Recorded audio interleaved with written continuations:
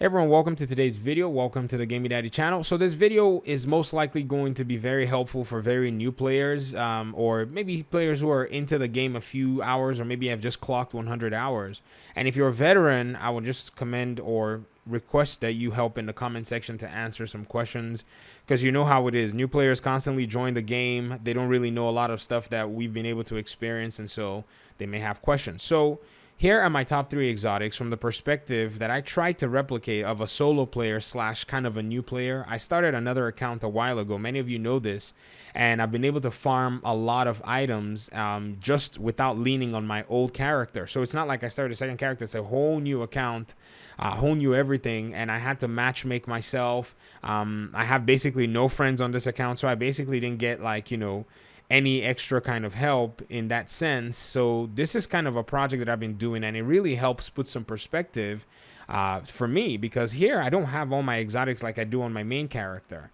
So it's easy for me to be able to kind of figure out, okay, what's the best thing that I can use that's been given to me? And for players that are new, what do you have that you can start using in regard to exotics to kind of start creating builds and making yourself much more of a viable player until you get the really cool items that the game has to offer? So we're going to start with one of my favorites that is very, very easy and very common to get, and that is the Pestilence.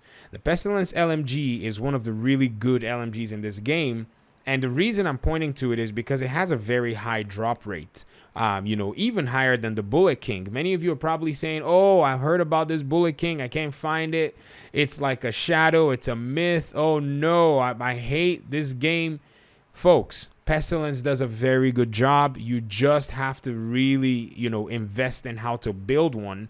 And as much as you can reconfigure and get other exotic parts that maybe duplicates, this weapon is not a weapon you should be sleeping on. The reason is because it does have a tick damage that goes with a DOT, damage over time. So this says hits apply a debuff, dealing 100% weapon damage over 10 seconds. This stacks up to 50 times.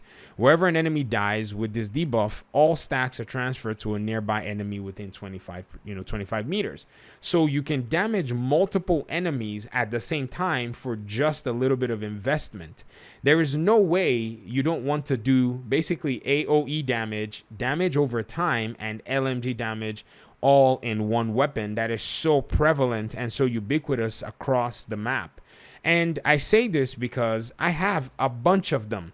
I ran into the dark zone, and just behold, one of the weapons that drops like crazy is this thing. I got 3 here. I give them out when I'm in groups with people, and this is a second account. And what I've noticed is this account tends to drop the Pestilence, you know, as crazy as it can, because my other account, the RNG there, is just trash, honestly. And so don't sleep on this weapon. If you've never seen one, then, you know, it may be that you're also an outlier, but I will focus my time on looking through the map and farming LMG in open world areas.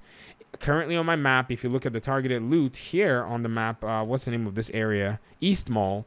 LMGs are dropping. So I'd go in here, I'll do level 4 control points. There are 4 control points alone in here, and most likely there'll be activities as you start to move your way around and do these activities. Open chests, find faction areas, find all kinds of resources, and farm till you get yourself this weapon.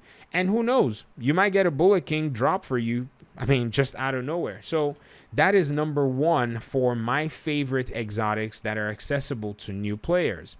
The second one that I would say for a new player that seems to have a higher drop rate and is very good for the new player, the solo player, you know, kind of like the person who's just kind of getting into the game, is the tardigrade armor system. It's a very easy to use item, very easy to understand, and if you're matchmaking, you will be very useful in your team and even for yourself because of the ablative nanoplating, talent. This says whenever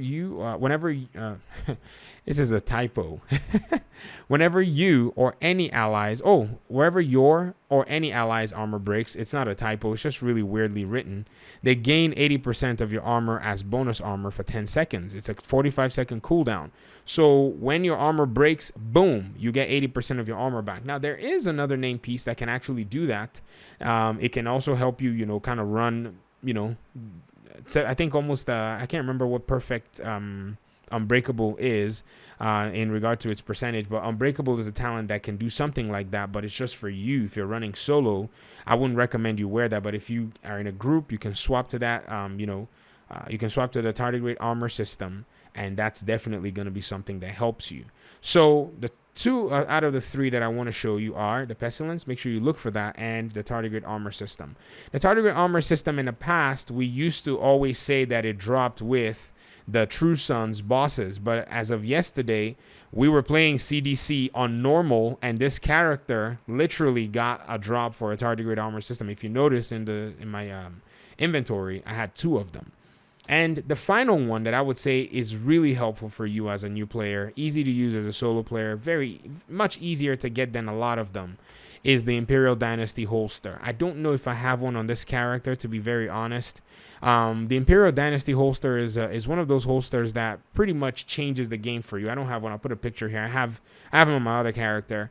And the Imperial Dynasty holster, what it does is it's able to tag enemies that are close to you once you're within combat range, and it will light them on fire. So sometimes in combat, you're looking around, enemies are, trying to rush you or sneak up on you. They will light on fire if you're in combat, and this is a very cool holster to have.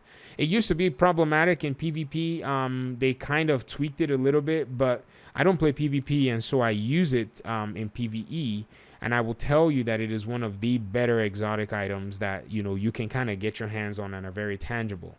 As of yesterday, we got one. I got an extra one on my main character, and I gave it away to a good buddy of mine. And we got it from a cache from playing the weekly legendary mission here on Roosevelt Island. And if you play it, you can get a weekly, you can get a weekly cache. So 1 cache every week. This is something that I would prioritize doing. Or you can do your projects. Your projects are also, able to give you an exotic cache as well. And so that's definitely something that, I would recommend that you do. So if you're a new player, prioritize these items. If you already got them, great. You should be incorporating them in your build. If you like them, if you don't like them, then it's one of those things where preference kind of comes into place. I can't really force anybody to use them, but having played by myself as a new character, these are my top 3 exotic items that I would say I've used and have helped me, or in the case of the Imperial Dynasty, I want and I seem to not be able to get my hands on because, I know it's useful, but I can't get it on this character just yet. So I'm imploring you, if you have one, pull it out of your stash, test it out, see what it does. And that's pretty much, what I have for you guys today. So veterans, help in the comment section. Newbies, if you have any other questions, ask them. There'll be people in the comment section that see your question that may go, oh, you're new. They'll help you answer. If I see it, I can answer as well if I know the answer. So thank you so much for your time and audience. I appreciate you guys so much, and hopefully we'll see in another video. Peace.